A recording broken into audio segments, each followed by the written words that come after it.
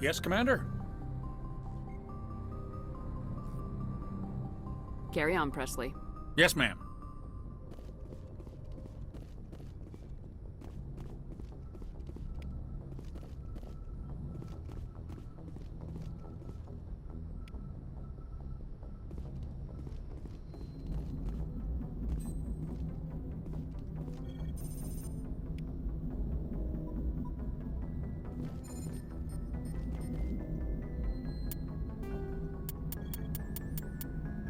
Faster than... Ship mobility dominates space combat. The primary objective is to align the mass accelerator along the bow with the opposing vessel's broadside. Battles typically play out as artillery duels, fought at ranges measured in thousands of kilometers, though assaults through defended mass relays often occur at knife fight ranges, as close as a few dozen kilometers. Most ship-to-ship engagements are skirmishes between patrol vessels of cruiser weight and below, with dreadnoughts and carriers only deployed in full-scale fleet actions.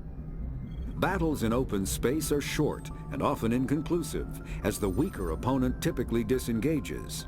Once a ship enters FTL flight, the combat is effectively over. There are no sensors capable of tracking them, or weapons capable of damaging them. The only way to guarantee an enemy will stand and fight is to attack a location they have a vested interest in, such as a settled world or a strategically important mass relay.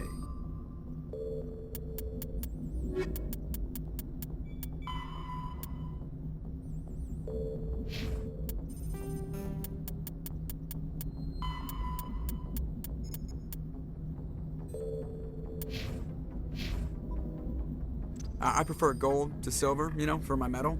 I figured you'd recommend me for one since I pulled your boots out of the fire.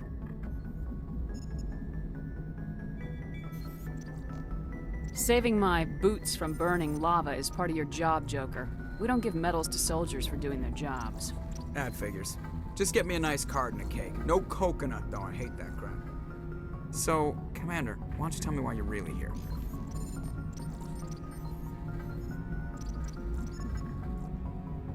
I like to know my crew. Mind if I ask you a few questions? I can see where this is going. You did a background check on me, didn't you? Well, I'll tell you the same thing I told the captain. You want top of my class in flight school? I earned that. All those commendations in my file, I earned I'm sorry, Joker. I didn't even know you you mean... were sick. Okay, put the Normandy I have to go. All right, see ya.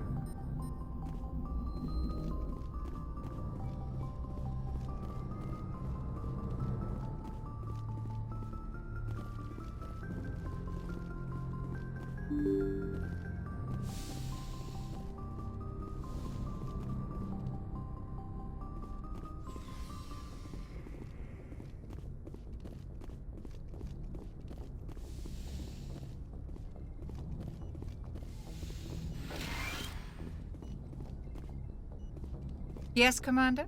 Is there something you need? I should go. Goodbye, Commander.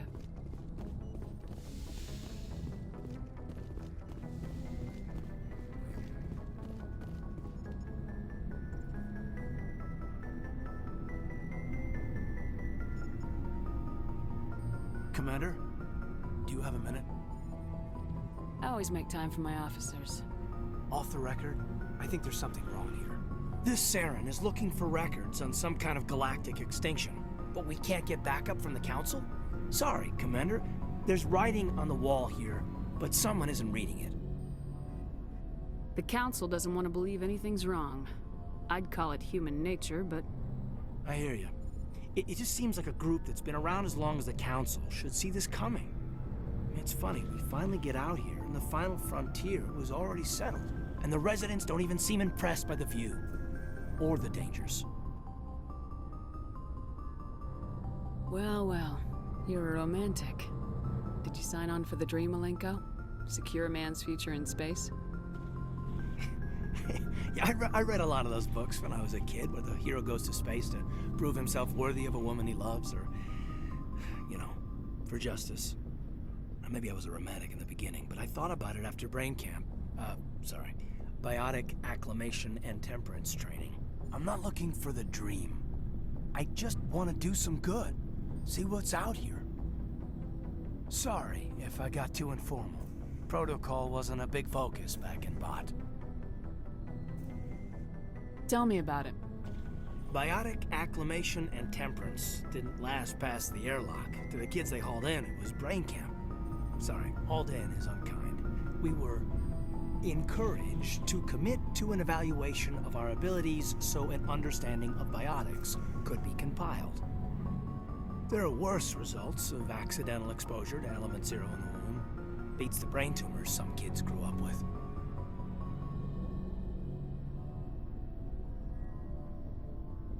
I heard all about that. How companies would arrange accidents to expose people to element zero. There was never any proof of that. It's not what happened in my case, anyway. My mother was downwind of a transport crash. It was before there were human biotics, a little after the discovery of the Martian ruins.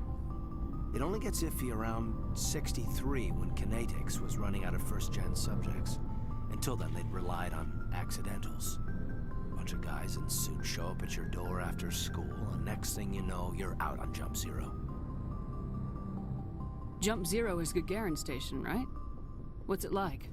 Yeah, that's the official name. Biggest and farthest facility we had for decades. Right on the termination shock, the outer edge of the solar system. It's where they did all the Goose Chase FTL research before we caught on to using mass effect fields. It was a sterile research platform when I was there. There were other kids in the same boat, right? At least you weren't alone out there. That's true. We did have a little circle that'd get together every night before lights out. We didn't have much to do, though. It was a research platform then, and Kinetics kept Jump Zero off the extranet to prevent leaks.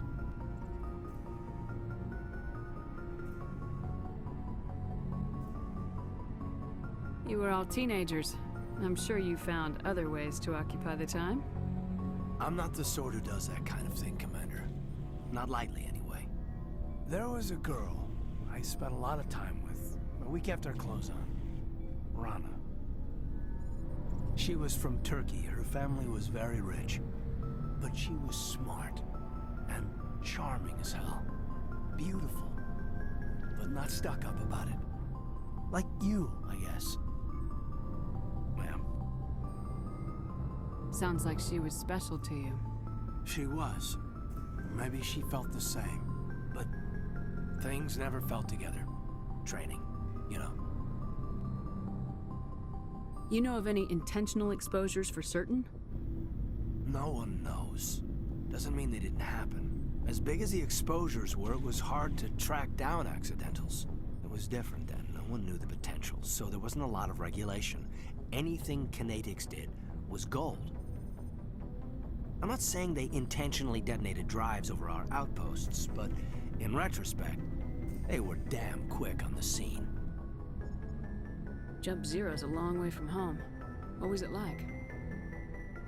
The grand gateway to humanity looks a lot better in the vids. Anyway, this was supposed to be a casual debrief, not a bull session about stuff that happened years ago. I wanted to get to know you a little better, that's all. Thanks for the talk, Kaidan. Well, you're welcome, ma'am. You, make a habit of getting this personal with everyone?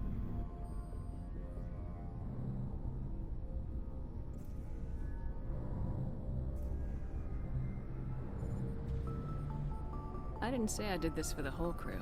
We should talk again. I'll need some time to process that, Commander. But, yeah, I'd like that.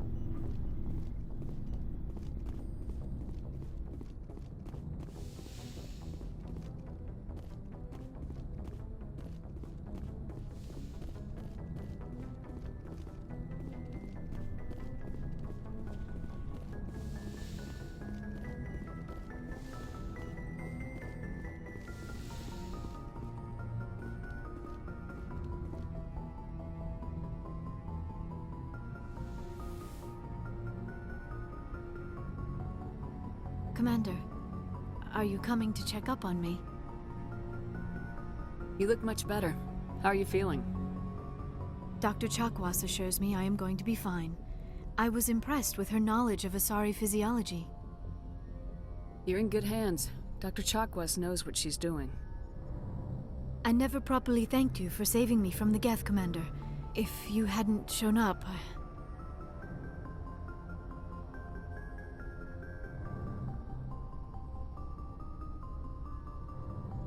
I'm just glad we got there in time. So am I. I know you took a chance bringing me aboard this ship. I have seen the way your crew looks at me. They do not trust me. But I am not like Benezia. I will do whatever I can to help you stop Saren. I promise. Don't worry, Liara. I trust you. I know you won't let me down. It means a lot to hear you say that, Commander. Thank you. Do you know why Benezia joined up with Saren? I don't understand it. She was always outspoken about the need for the Asari to become more involved in shaping galactic events. Maybe she thought allying herself with Saren would somehow be for the greater good in the long run. At least I hope so.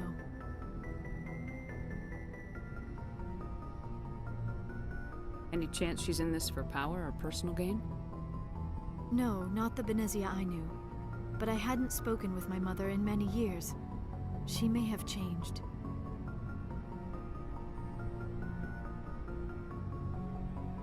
Do you know why Benezia... I don't Maybe she thought allying herself with Saren would somehow be for the greater good in the long run. At least I hope so. This hurts you, doesn't it? None of this makes any sense to me. I have not spoken to Benezia in many years, but I know her, and this was not like her. Something changed. I'd like to know more about the Asari. We were the first species to discover the Citadel. We were instrumental in forming the Council, and we always strive to be the voice of peaceful cooperation in galactic disputes. My people believe we are all part of a single galactic community. Each species contributes something to the greater whole. Although we seek to understand other species, it seems few of them seek to understand us. The galaxy is filled with rumors and misinformation about my people.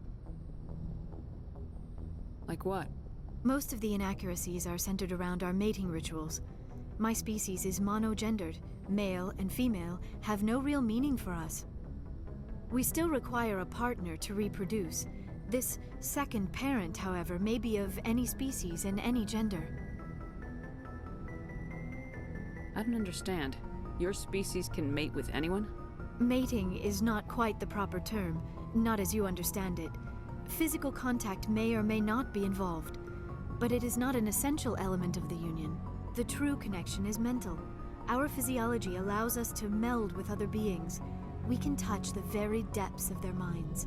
We explore the genetic memory of their species. We share the most basic elements of their individual and racial identities. We then pass these traits on to our daughters. It is how we learn to grow as a species and how we develop a greater understanding of other races. What happens to your partner after the union? Every relationship is different. Some unions are a single encounter with both parents parting ways afterwards. Others can be more long-term. Sometimes an Asari and her partner will stay together for many decades. Do you know who Matriarch Benezia chose as her partner? She rarely spoke of her partner.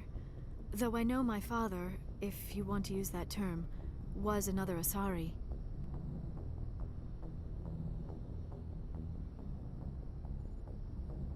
I thought you always needed another species to serve as one of the parents. Think about it, Shepard.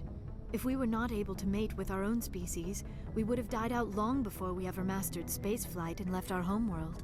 Union with our own kind is no longer common, not for the purposes of reproduction. Most Asari believe it weakens our species. Asari daughters inherit racial traits from the father species. If both parents are Asari, then nothing has been gained, or so conventional wisdom would hold. I am what is sometimes called a pureblood. Though no Asari would ever be cruel enough to say the word to my face, it is a great insult among my people. It is possible Benezia's partner was embarrassed by their union. She may have been too ashamed to publicly acknowledge me as her offspring. How could anyone abandon their own child? I cannot answer that. This is all speculation on my part. It is possible she wanted to be part of my life, but something happened to her before she had the chance. Benezia never spoke of her partner. Whatever happened, it caused her too much pain to dwell on it. She raised me by herself, though that is not uncommon. Many Asari raise their children alone, particularly if the father species is short-lived. Often the partner will pass on long before the child reaches maturity.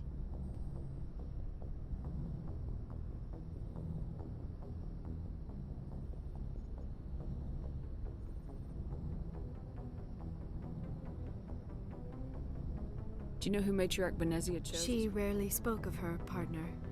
Though I know my father, if you want to use that term, was another Asari. Benezia never told you her partner's name? Union with our own kind is no longer common. Asari daughters inherit. I am what is sometimes. It is possible Benezia's partner was embarrassed by their union. She may have been too ashamed to publicly acknowledge me as her offspring. Maybe she wanted to meet you but couldn't. Maybe something could have happened to her. Maybe she passed away. You might be right. I hope you are. But I have no way to know for sure. Benezia never spoke of her. Many Asari raise their children alone, particularly if the father species is short-lived. Often the partner will pass on long before the child reaches maturity. You Asari live for 1,000 years. What happens when your partner dies? Few sapient species live as long as my kind. We have learned to take a philosophical approach to our unions. We do not focus on the inevitable loss of our partners. Instead, we enjoy the time we spend with them. And even after they're gone, a part of them lives on in us. The union is a connection that transcends both time and space.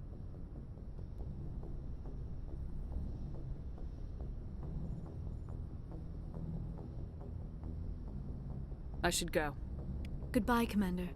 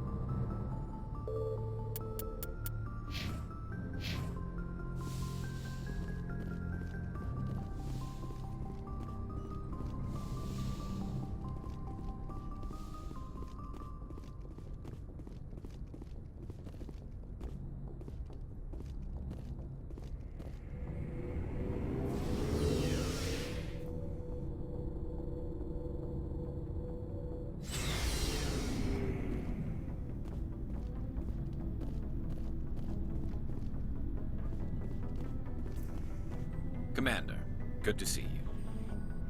You've been with C-Sec a while. Have you seen much Well, action? not as much as you, but yeah, I've seen some interesting things. I bet you have. Anything in particular that stands out? I remember this Solarian geneticist I was sent to investigate. That case was a bit disturbing. What happened? Why were you investigating him? I was tasked with tracking black market trade on the Citadel. Most of it harmless, nothing I needed to pursue. But during the course of my investigation, I noticed an increase in the trade of body parts, organs mostly. We usually get a few of those, but not the numbers I was seeing. We weren't sure if there was a new black market lab or if some freak was harvesting organs from citizens. You've seen this before on the Citadel? Every so often, some lab sells unwanted parts through the black market, but they're not as bad as the cycles. I remember this one Elcor diplomat we caught in my first year on the job. He was hacking people up and selling their organs, and at the station in a bit of a panic. But this case wasn't that clear-cut. Turns out there was more going on than we first realized. So how did you figure out what was happening? First, we got a hold of a sample and ran DNA tests. The weird thing was, the match led us to a Turian who was still alive and was very convinced he'd never lost his liver. After a bit of digging, I discovered this Turian worked briefly for Dr. Salion, the geneticist. So I went to his lab hoping to find evidence of cloned organ development, but there was nothing. No Salarian hearts, no Turian livers, not one Krogan testicle. You're kidding, right? Why would anyone want Krogan testicles? Some Krogan believe that testicle transplants can increase their virility, counteract the effects of the genophage. It doesn't work, but that doesn't stop them from buying. They'll pay up to 10,000 credits each. That's 40,000 for a full set. Somebody's making a killing out there. What'd you do about the geneticist? I brought in some of his employees for interrogation to see if I could get them to talk. While I was interviewing one of them, I came across something suspicious.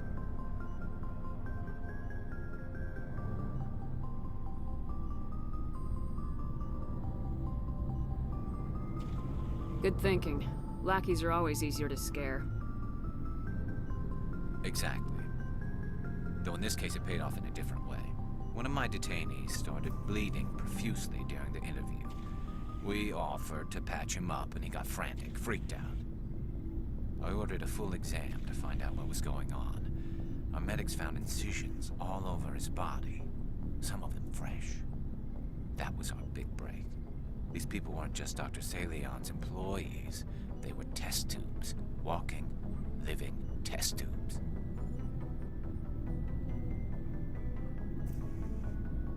He was growing parts inside these people? Exactly. He cloned their organs right inside their own bodies. Then he harvested them and sold them off. Most of the victims were poor. He'd pay them each a small percentage of the sales, but only if the organs were good. Sometimes an organ wouldn't grow properly, so he'd just leave it in them. Most of them were a mess, but only on the inside, hidden so nobody could see it. I hope he got what he deserved. That's the worst part. We never caught him. Why not? What the hell happened? He ran, blew his lab, grabbed some of his employees, and headed for the nearest space dock. By the time I found out, his ship was already leaving. He threatened to kill his hostages if we tried to stop him. But you went after him anyway, right? I ordered Citadel Defense to shoot him down, but CSEC headquarters countermanded my order. They were worried about the hostages, worried about civilian casualties if the ship was destroyed so close to the Citadel. I told them those hostages were dead anyway. He just used them to make more organs, but they wouldn't listen.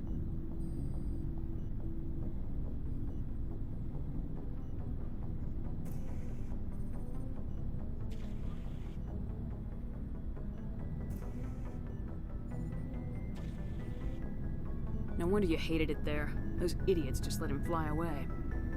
Yes, they did. I went to Palin and told him what I thought of him and his policies. He said if I didn't like it, I could quit. Well, I almost did. All they had to do was disable that ship, stop him from running. Maybe the hostages die, maybe they don't, but at least we stopped the bastard responsible for it all.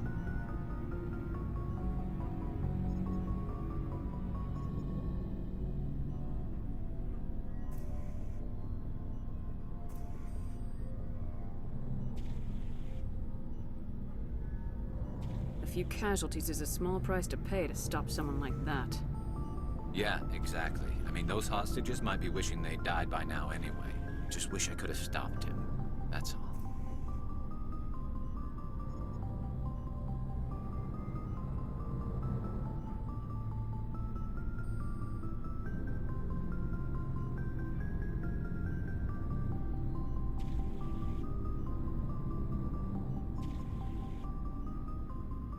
Do you have any idea what happened to Dr. Salion? I sent out feelers from time to time, hoping to find something. I thought I'd found him a while back. He changed ships and changed his name to Dr. Hart, his idea of a joke, I guess. I told the military, but they weren't convinced it was him. I got the transponder frequency for his new ship, but I just can't get anyone to check it out. I'll check out the coordinates when I get a chance. I was hoping you'd say that. But Commander, take me with you when you go. If it's Saleon, I want to be there when you find him.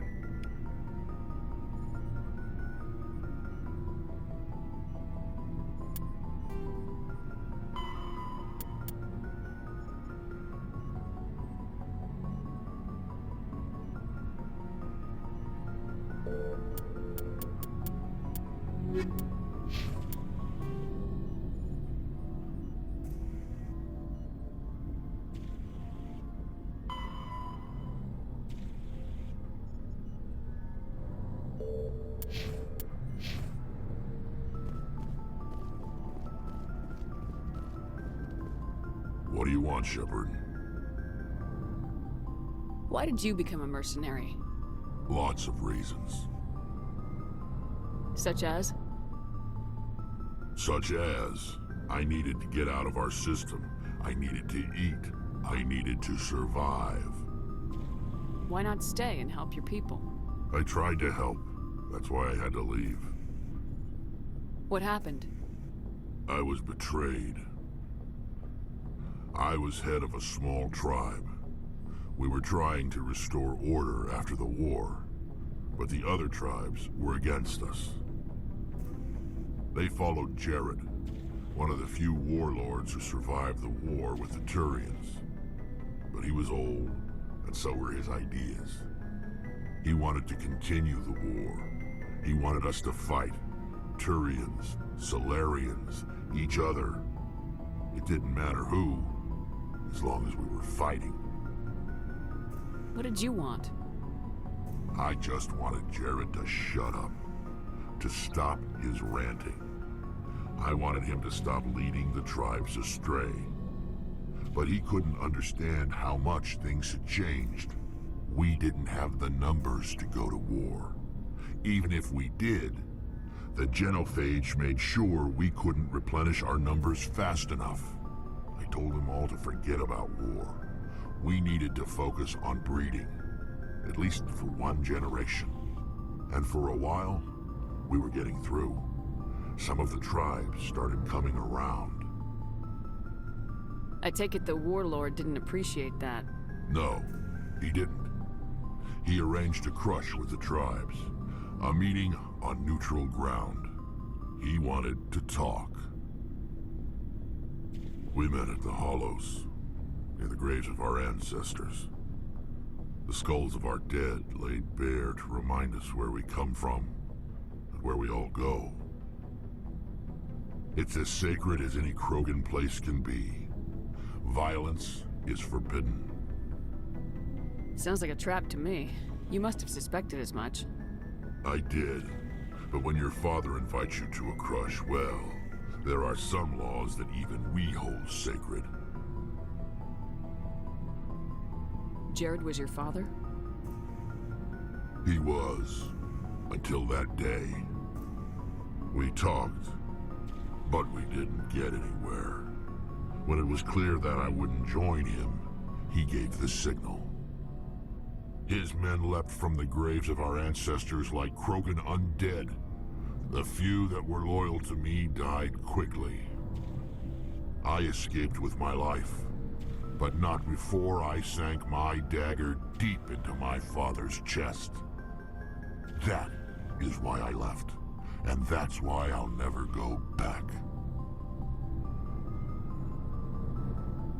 You must have family other than your father. Don't you miss them? No. Now that I have my family's armor again, there's nothing left for me.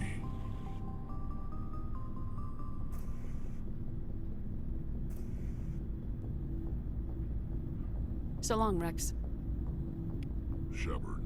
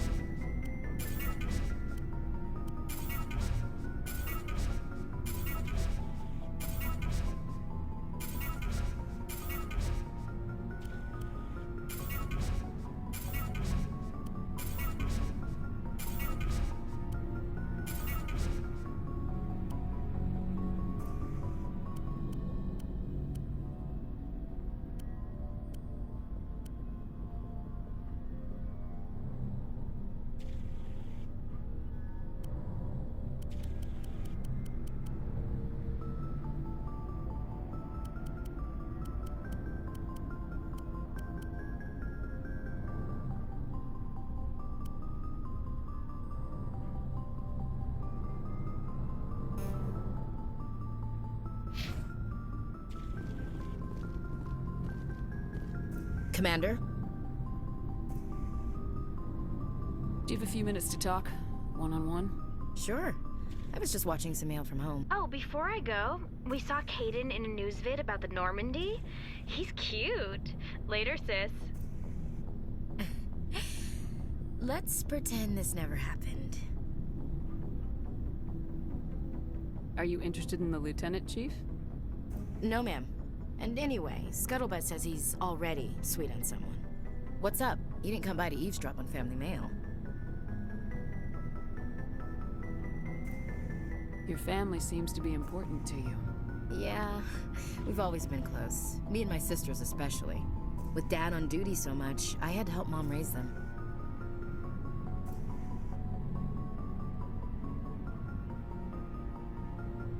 Where did you grow up? All over. Same as you, I expect. We transferred a half a dozen times before I finished grade school. You go where personnel command sends you, right? I guess that's why I'm so tight with my sisters. We'd have to leave all our friends every 2 or 3 years. Did your father serve with the fleet? Yeah, took any crap posting he could get that offered space time. You know what? He worked his ass off trying to get recognized, but he never made it above serviceman 3rd class. He was real proud when I made Chief. First thing he did was salute. What about your mother? You haven't mentioned her. You must know what military wives are like. Strong because they have to be, able to raise kids while Dad's away on a 6-month cruise. She has a degree in planetary geology. She and Dad both wanted to see new worlds. She gave up her career to raise us, though. You have more than one sister? Sounds like a big family. Yeah, I'm the oldest, then Abby, then Lynn. Sarah's the youngest. She's still in high school. With 4 girls, Dad used to say he felt more outnumbered at home than on maneuvers.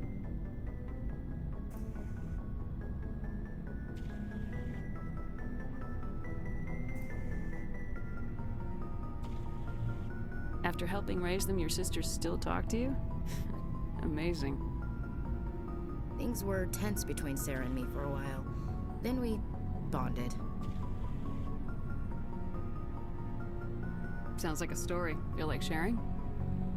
Sarah got herself a boyfriend who wanted to go faster than she did, Mike. I didn't think he was a bad kid, just pushy. Lynn would send me these worried vid mails, and I'd tell her to relax. Where were you when this was going on? I was on active duty. Sarah's graduating high school this year. This was only a couple of years back. They were on Amaterasu. At the time, I was assigned to Chernobog. Same cluster, but a dozen Hellwire away. Close enough to talk regularly, too far to make it back in an emergency. I couldn't afford a fast packet flight. Sounds like that situation didn't last. Mike thought they'd go for a romantic walk in the woods, because he figured it was past time they did the deed. She levered Mike face first into a tree and left. Didn't have a scratch on her. Good thing Mom and Dad had us all learn some kind of self-defense. I took emergency leave and walked Sarah to school for a few days. Why didn't you tell the police? She said it wouldn't solve the real problem, and she and Mike would both become household names. It was a small colony. I said it was her call to make, that we should let her do it her way. Mom was pretty pissed about that. You said all of your sisters learned self-defense? Lynn did pistol practice, but didn't like it. She's kind of nervous. Sarah took Aikido. Abby decided to learn the sword. She always was a little weird. Likes big skirts and tops you have to tie her into. They do great things to her figure, though. So, what did you learn? One of Dad's friends taught me Marine hand to hand.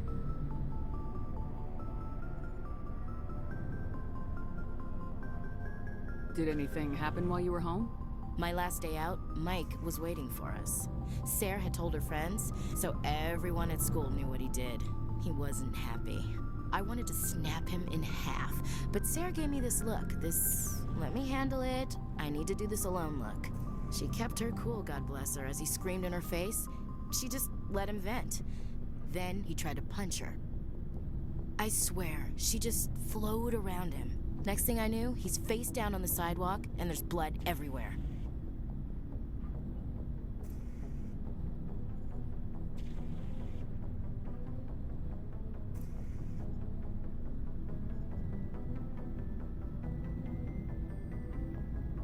She cracked him in the face. Good.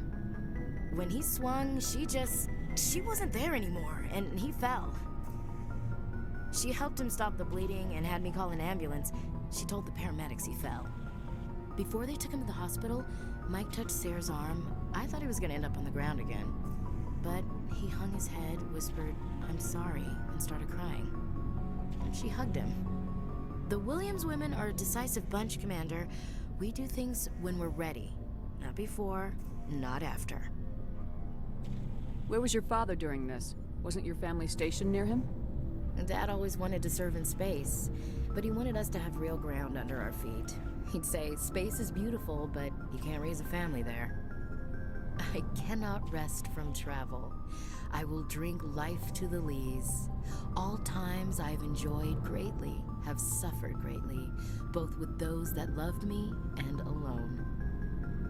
For always roaming with a hungry heart, much have I seen and known, cities of men and manners, climates, councils, governments.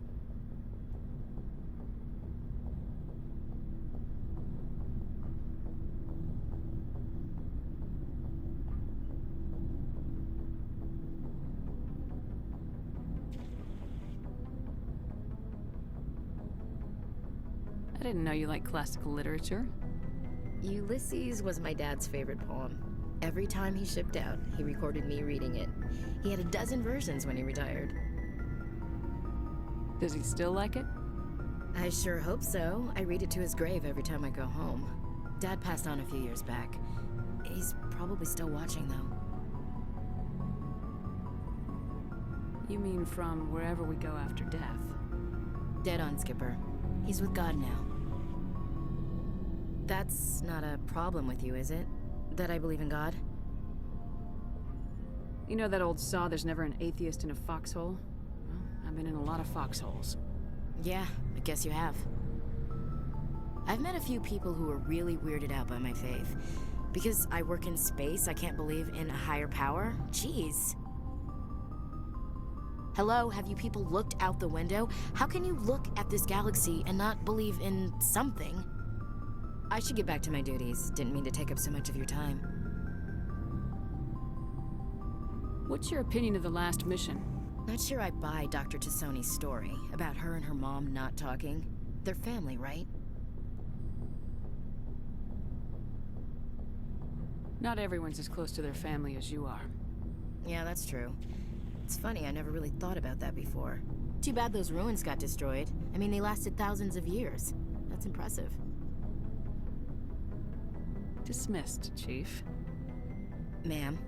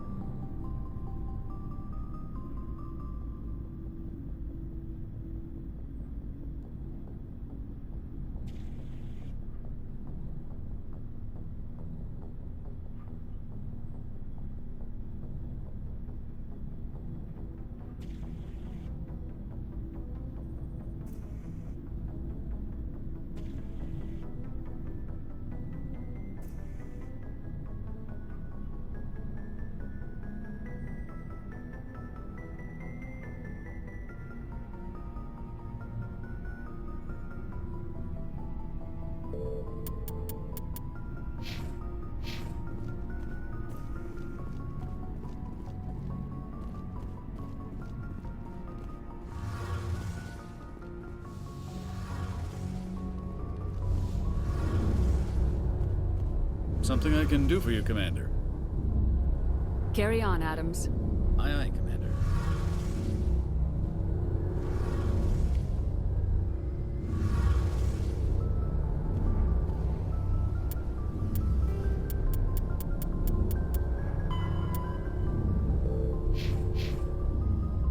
Shepard, I'm glad you're here. Good to see you smiling again, so to speak. I'm sleeping much better now. I guess I'm getting used to how quiet your ship is. But I don't want this to get in the way of our mission, Shepard. First, we stop Saren. Then I'll worry about my own problems.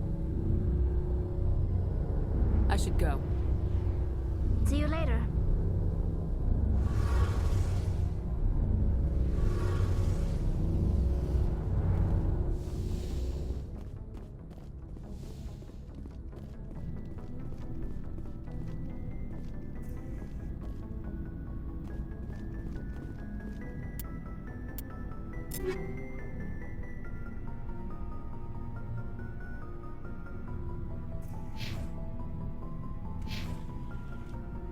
Looking for supplies? Let's see what you got. You bet, Commander.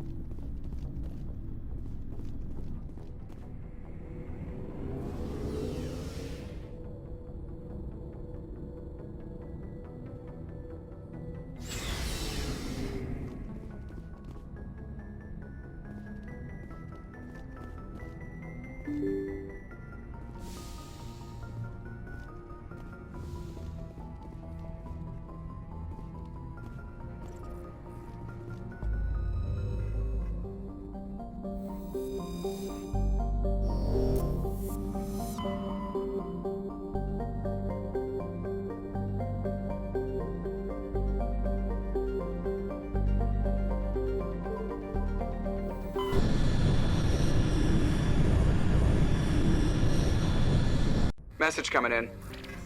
Patching it through. Commander Shepard, my name is Nassana Dantius. I have a job for you. I can't say any more in an unsecured communication. If you're interested in hearing my offer, meet me on the Citadel so we can talk in person. I'll be waiting in the Diplomat's Lounge on the Presidium.